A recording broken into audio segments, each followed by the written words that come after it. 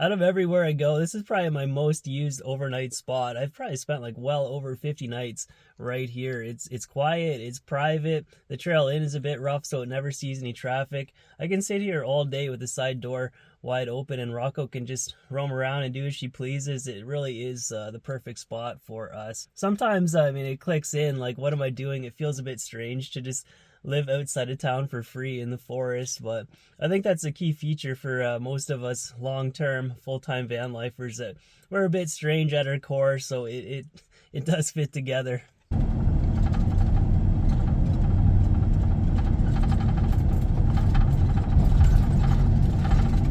For a lot of people, van life is just a phase. They do it because it's trendy, and they do it for a couple months when the weather is nice, and they check off the box and move on to the next thing. There's absolutely nothing wrong with that. It's great to try these things on and see how it feels. A big issue for most people is that you need to have a mobile source of income. And that's a really difficult thing to achieve. And if you don't have that, then clearly there's going to be a start and end date for how long you can live in a van and travel around.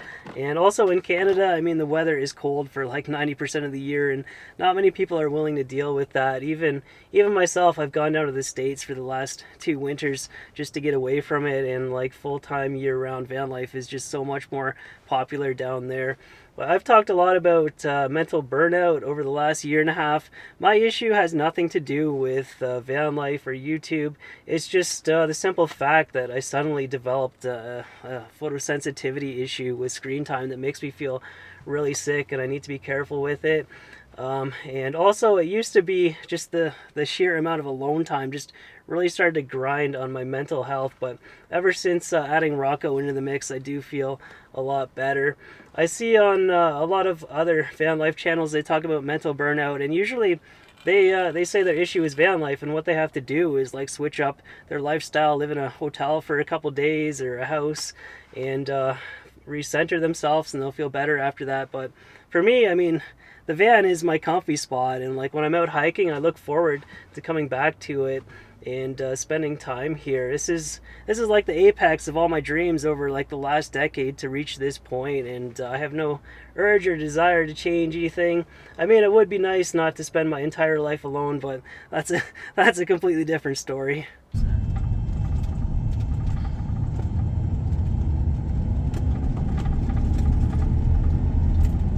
I mean, the whole idea of having a relationship while doing van life, you should just put that way off to the side. Even the thought of having friends and family that you see on a regular basis, you got to be willing to put in a lot of effort to go far out of your way to maybe see them like once a year. So if that's important to you, then I've got breaking news for you.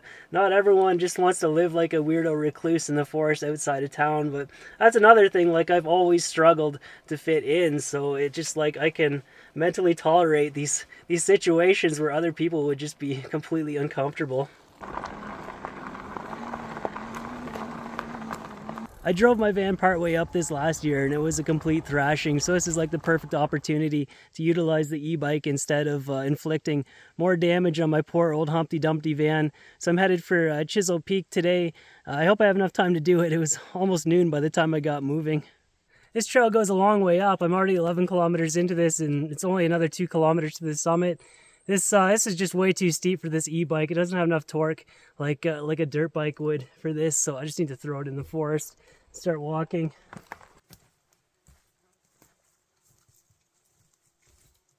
I think it's common for a lot of van lifers to just start out being really outdoorsy, whether they're into like through hiking or bicycle touring, traveling, doing a lot of camping, and it's a natural progression into van life.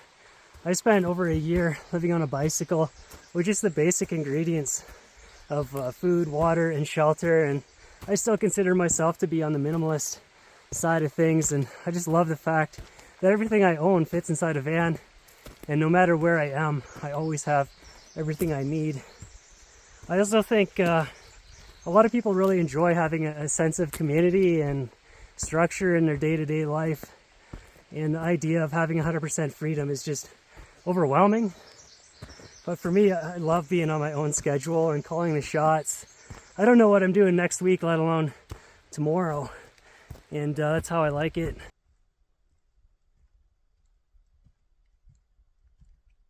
Up until this point, everything I've talked about is more aimed towards people trying to do van life recreationally versus the whole other side of it, which is out of necessity. We're just trying to live a more frugal existence, which is a large part of the reason why I started in the first place. Instead of like the price of 3 months of rent, I bought a minivan, something that I actually owned, and it was a huge improvement for my quality of life to actually have my own space and transportation instead of taking the bus everywhere. And I had more free time and I knew what to do with. It wasn't a glamorous existence, but I made it work. I still don't consider it to be a glamorous existence, though. I think if a lot of people were to come along with me 100% of the time, they might be turned off by it all. But I keep getting recommended all these, like I quit van life. There's a max exodus of van life happening. I have no idea where they get these statistics from. I think it's just clickbait. Overall, I mean, I think a lot of people just do it seasonally. It's a revolving door, people coming and going, but overall it's gaining in popularity and will continue to do so.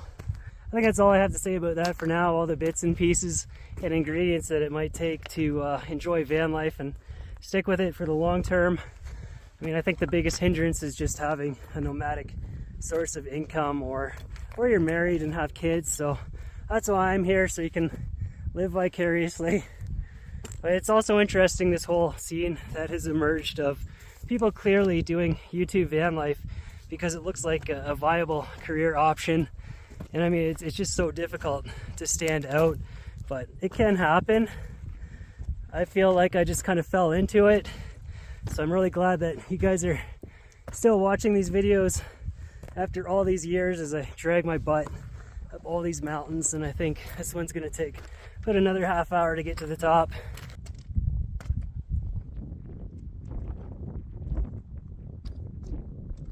Yeah, just a quick dinger here outside of Invermere in the Kootenays.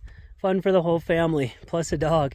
Definitely helps to have an e-bike or an ATV to close in on that first 10 kilometers. I wouldn't drive up that with a stolen Jeep. It's pretty narrow and washed out.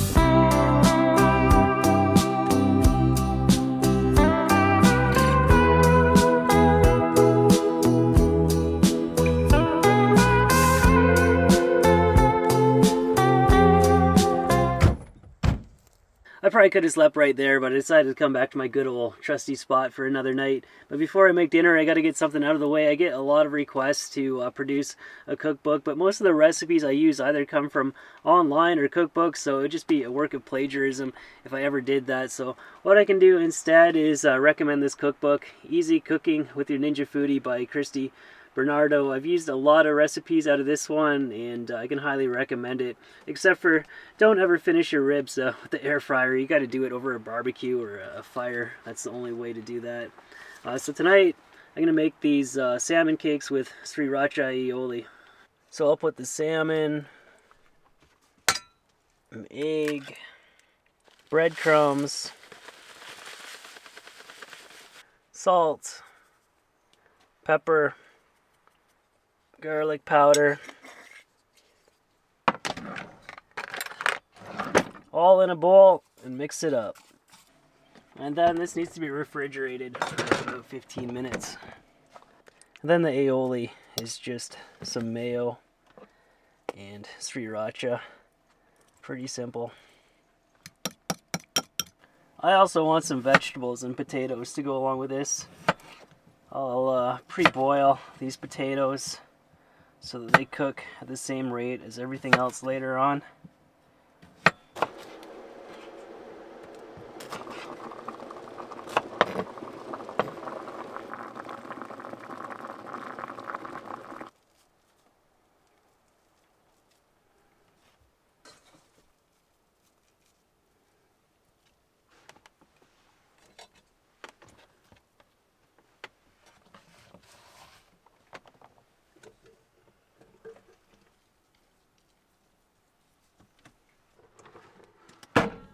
Air crisp 390. 10 minutes.